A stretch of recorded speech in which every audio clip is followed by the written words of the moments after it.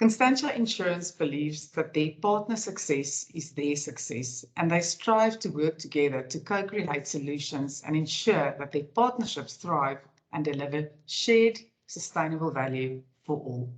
One of the partners I'm referring to is Unity Health, a division of Ambledown Financial Services. And today I'm talking to Vernon Chorn, CEO of Unity Health. Hi, Vernon. It's great to connect. Yeah, good day. Thank you for having me here. It's an absolute pleasure. So, Vernon, please tell me and the viewers maybe a little bit about yourself and then about Unity Health and the link and relationship you have with Ambledown and Constantia. I know it's a lot, but I'm sure you can share that with us. No worries. So I'm a qualified actuary by profession. So I've been working largely in the life and health sectors of the industry for some time. And we started with Unity Health in 2013, so about 9 years ago, building it up as a primary healthcare insurance provider. We are a UMA, so we work with Constantia Insurance Company. We use their license. And yeah, we set this business up largely to focus on individuals that don't have medical aid or aren't able to afford medical aid. Medical aids are very expensive. And there's only about 15% of the population that have medical aid. So the focus was to provide some private healthcare and access to private healthcare that was more affordable to the majority of the population, and also focusing on those benefits which are rather essential to individuals. So the primary healthcare is what most individuals use, during the course of a year, etc. So they would more frequently go and use a primary healthcare physician than actually have to go to hospital. Yeah, I think you play an incredibly important role, but we'll speak a little bit more about that soon. So we obviously speak to an audience who knows the difference between a medical scheme and primary healthcare. We do, however, often have clients who listen to these interviews. So for the purposes of these clients, can you please give us a brief explanation about the whole difference between primary healthcare and medical scheme? Okay, so medical schemes are regulated under the Medical Schemes Act. It's been around for a while. There have been some changes over time, particularly around about the year 2000, so just more than 20 years ago, there were quite a few changes that were taking place. And they have what's called a prescribed minimum benefit. So there's a minimum benefits that all schemes have to provide to their members. And it's largely focused on chronic diseases and also hospitalization admission. So that's what the primary healthcare, the prescribed minimum benefits cater for. Yeah. So when primary healthcare started out, when we started out in 2013, we did it under the insurance framework, the short-term insurance framework, because there wasn't a framework for it within the medical schemes environment. Although there have been a lot of talk about having this in the medical schemes environment, even at that time. So there was quite a lot of legislative changes that were also taking place just after we had started marketing primary healthcare. And in particular, there was a change to the Medical Schemes Act, what the definition of a business of a medical scheme is. And also there was the new regulations called the demarcation regulations came about. And primary healthcare didn't actually fall into it didn't fall into the demarcation regs, and also didn't fall into the Medical Schemes Act. So an exemption framework was then created jointly by National Treasury and the CMS, which allowed players that had been marketing primary healthcare insurance to continue market these products, but they had to apply for an exemption in terms of the Medical Schemes Act, and there were certain exemption conditions that were provided. Subsequently, there's been quite a lot of work. I sit on the advisory committee for the development of these low-cost benefit options through the CMS.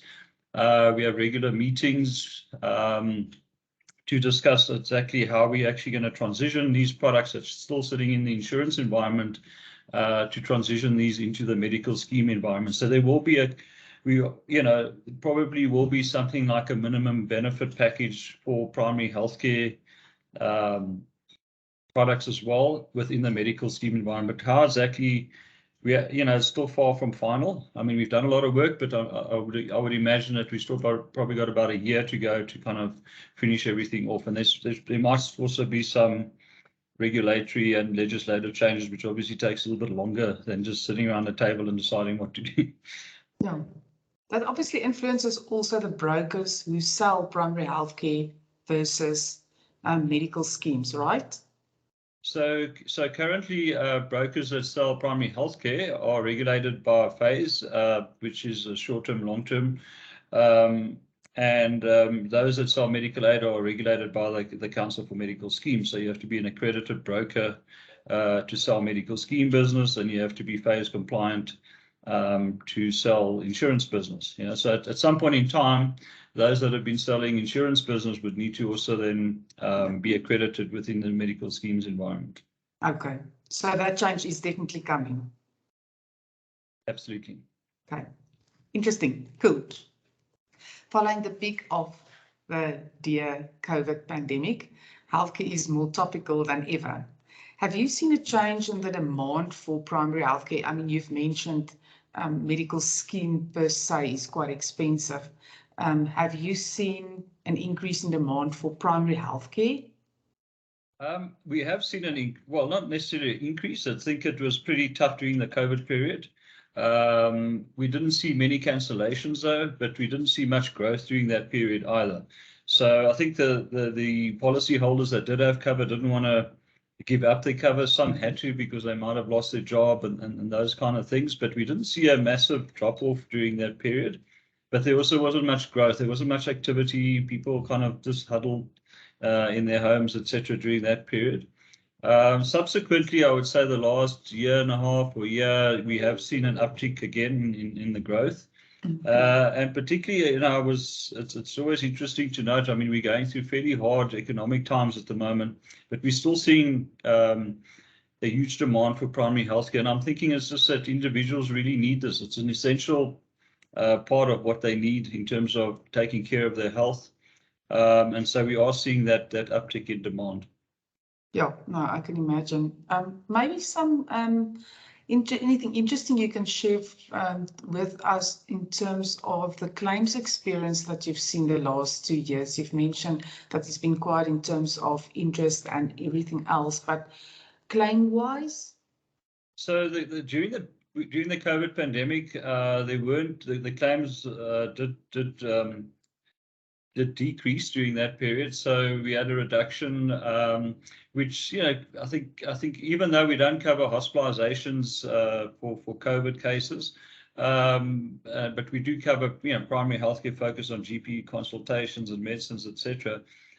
I think individuals were just too afraid to go see the doctor and expose themselves to the virus. So we saw a huge reduction in the utilization during the period. Now it's picked up again. And I would say it's just about back to normal levels that we would expect it, and we would expect that, to basically compared to pre-COVID levels. Yeah, everything's going back to normal. That's cool. Yeah. NHI has been and will still be topical for a long time. There's recently been a few rumors once again. What will be the impact of the impending NHI on primary healthcare specifically? Well, NHI tries, I mean, the aim of NHI is to provide healthcare to as many people as possible and also to try and access both government and private sectors at the same time. So I think it's a question of how to ration and restructure what we have, what resources we have available to ourselves, and try and spread it over everybody, as best possible. I mean, I think that's the best way to kind of describe it. Then obviously they have to put all the different structures in place. From our point of view, in terms of impact, we've done a lot of. We're not quite sure because we haven't seen the end product of NHI right now, so it's very high level. But I guess our focus has been to provide healthcare to. So we're certainly going to be building up a lot of experience in how to provide healthcare and access to healthcare to people that can't afford medical aid. So it's not just so we've got a lot of experience on how to manage the utilization, how to create that access, operationally, how to do a lot of different analytics and make sure that patients are educated in terms of their healthcare, they're getting the best appropriate care, and so things are quite well managed. So I certainly see us having a role in the new NHI, whatever that's going to look like. And I guess, as we know more, we'll obviously adapt to that process. Do you think the NHI is anything to panic about? We tend to always think of what's not going to work, but do you think we should panic, or is it going to be a workable solution for all of us? Well, we don't know. Okay, so I mean, there's been. I mean, I've seen some presentations in the past that says, well, we have so much money available, and what can we do with so much money? So and that's why I'm saying we don't really know what things are going to look like. So, but they do want to do something. So depending on how much money we have available, and obviously there's we're already under quite a lot of pressure. I mean, right now economically as a country. But depending on how much money is available, that's what will pay for what will be available to individuals, and that would also then it will become clearer what will be offered in addition to that through insurance companies or medical aids for that matter.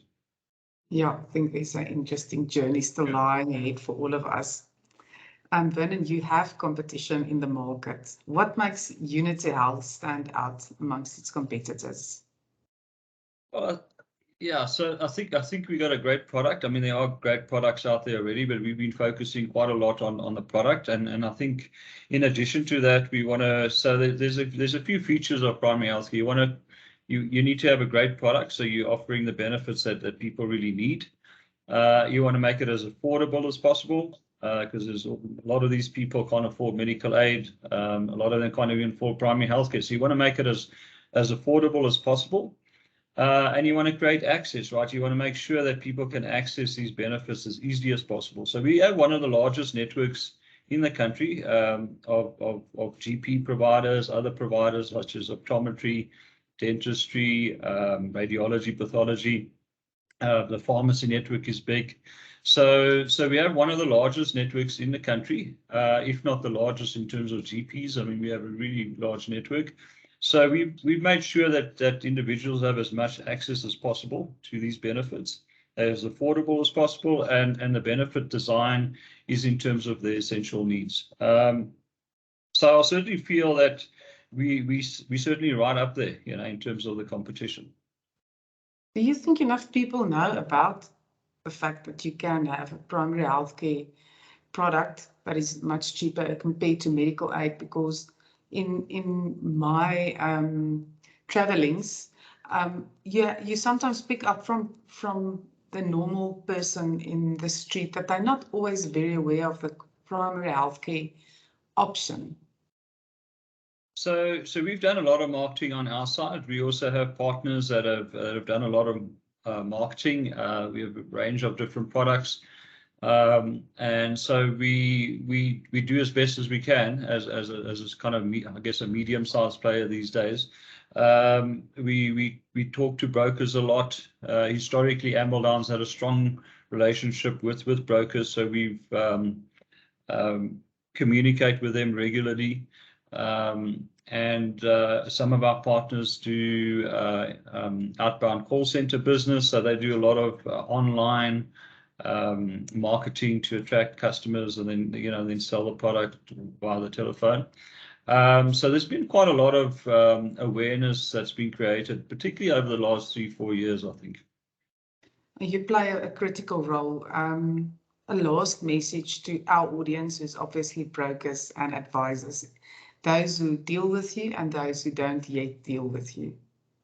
I think there's been a lot of, the journey has been quite an interesting one. As I said, we started it in 2013, and it's been difficult in terms of the legislative framework that we've had to kind of work through. No one's at fault for it. This is the way the environment was at the time. You know, there wasn't any provision for primary healthcare within the Medical Schemes Act or the short-term environment or the long-term environment. And so we're currently operating under this exemption framework.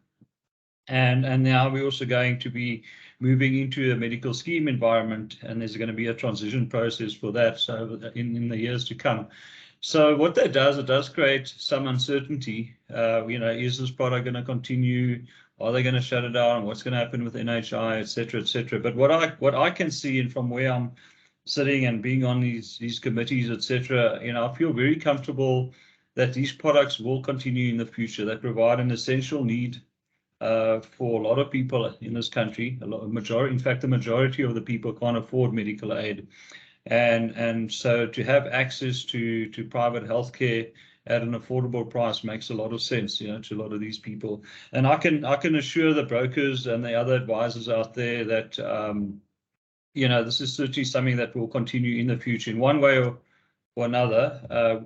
We will most likely be in a medical scheme environment in years to come, but these products will continue, you know, and so they can feel comfort, you know, have comfort that, you know, whatever advice they provide to their customers, it will be sound advice, and it's not a product that's going to be pulled from the market, you know, in 3, 4, 6 months' time.